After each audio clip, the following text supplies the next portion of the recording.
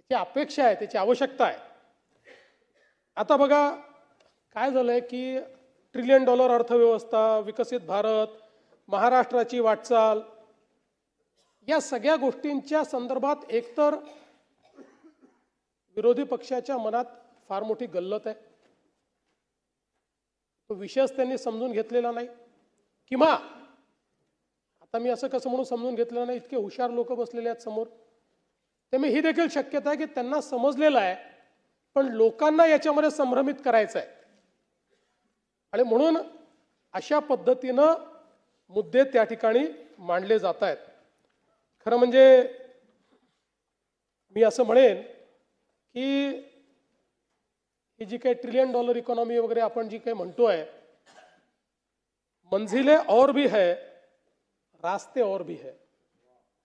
मंजिलें और भी है, रास्ते और भी है. हम खड़े हैं जहां वहां वास्ते और भी है. बढ़ रहे हैं अब कदम, बढ़ रहे हैं अब कदम, उस मंजिल की तलाश में दिल में जुनून और इरादों में ताकत और भी है. म्हणून आमच्या मनामध्ये कुठेही शंका नाही, महाराष्ट्र देशातली पहिली सब नॅशनल $1 ट्रिलियन इकॉनॉमी होईल. भारत $5 ट्रिलियन इकॉनॉमी होईल, ते तर $4 ट्रिलियनच्या पलीकडे भारत पोहोचलाच आहे. ते भारत पहिली $5 ट्रिलियन इकॉनॉमी होईल याबद्दल आमच्या मनामध्ये कुठलीही शंका नाही. आणि म्हणून खरं म्हणजे या ठिकाणी या संदर्भातली सगळी माहिती मी आपल्याला देणारच आहे. आमच्या भास्करराव जाधवांनी या संदर्भात अनेक गोष्टी मांडल्या. मांडता मांडता त्यांनी वडेट्टीवार साहेबांनी छत्रपती शिवाजी महाराजांचा देखील विषय या ठिकाणी मांडला. भास्कररावांनी टिपू सुलतानचा विषय देखील या ठिकाणी मांडला.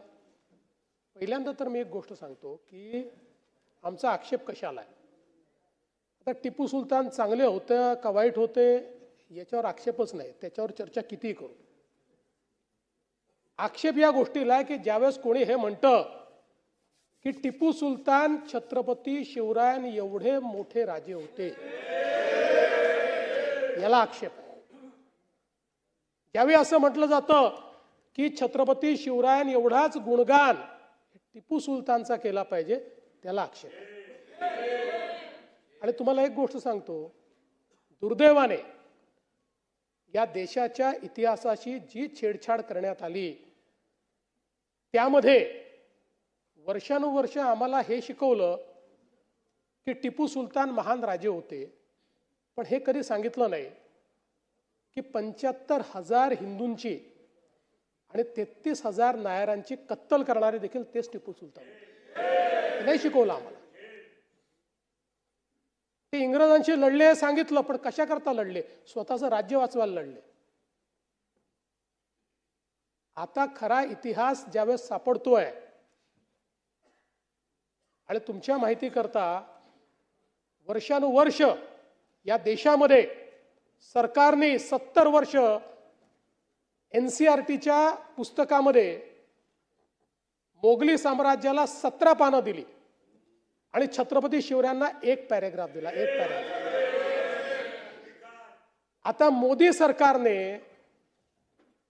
या ठिकाणी छत्रपती शिवरायांच्या मराठ्यांच्या इतिहासाला NCERT मध्ये 20 पानं दिल्यात. 20.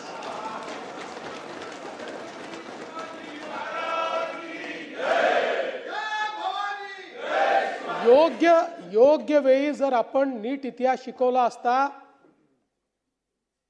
तर या देशातल्या एकाही मुसलमानाने औरंगजेबाला आपला हिरो म्हटलं नसतं.